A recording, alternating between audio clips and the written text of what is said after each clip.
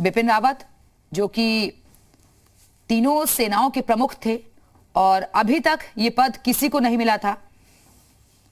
15 अगस्त 2019 को लाल किले की प्राचीर से देश की तीनों सेनाओं के बीच बेहतर तालमेल बिठाने के लिए चीफ ऑफ डिफेंस स्टाफ यानी कि सीडीएस के पद के गठन की घोषणा की गई थी और इस पद पर नवाजे गए थे सीडीएस जनरल बिपिन रावत।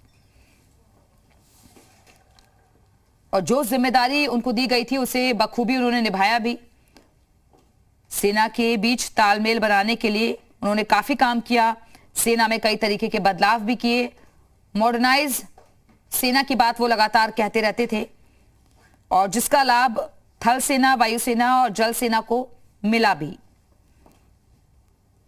और फिलहाल के मौजूदा वक्त में तीनों सेनाएं एकजुट होकर काम भी कर रही हैं। जब भी कोई देश पर मुसीबत आई है तो तीनों सेनाओं ने डटकर मुकाबला किया है, सामना किया है उन स्थितियों का। हथियारों के मामले में भी आर्मी को अपग्रेड वो लगातार कर रहे थे। आधुनिकतम हथियार खरीदने के लिए सीडीएस का परामर्श महत्वपूर्ण होता है ताकि सेना को जरूरत के मुताबिक मजबूत किया जा सके। और कश्मीर में भी आपको याद होगा कि जिस तरीके से ऑपरेशन ऑल आउट चलाया जा रहा था उसका असर भी नजर आया। डोकलाम की स्थिति तो सभी ने देखी। हाल ही में रूस के साथ AK-203 हो या फिर S-400 टैंक, इन सभी डील्स में सरकार ने बिपिन रावत का परामर्श लिया था और आर्मी के हथियारों को अपग्रेड करने के लिए स्ट्रैटेजिक पार्टनरशिप मॉडल पर बिपिन रावत की निगरानी में ही काम चल रहा था। इस मॉडल के तहत ही सरकार ने प्राइवेट कंपनियों को विदेशी हथियार निर्माताओं के साथ मिलकर फाइटर जेट्स, हेलीकॉप्टर, सबमरीन और टैंकों को साझा तौर पर बनाने की अनुमति दी थी। लेकिन जिस हेलीकॉप्टर से ये पूरा हादसा हुआ, रूस से 80 MI हेलीकॉप्टर खरीदे गए थे, लेकिन पिछले 5 सालों की अगर हम बात करें तो 6 हादसे अब तक Mi-17 हेलीकॉप्टर से हो चुके हैं।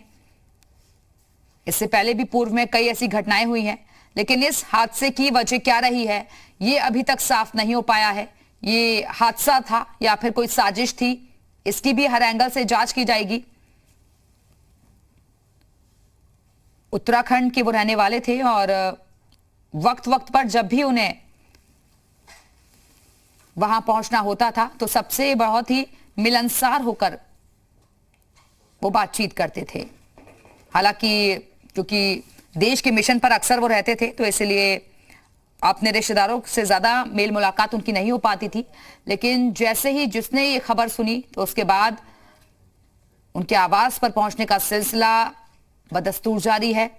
दूर दूर से उनके जानने वाले, उनके चाहने वाले लोग पहुंच रहे हैं उनको आखिरी विदाई देने के लिए।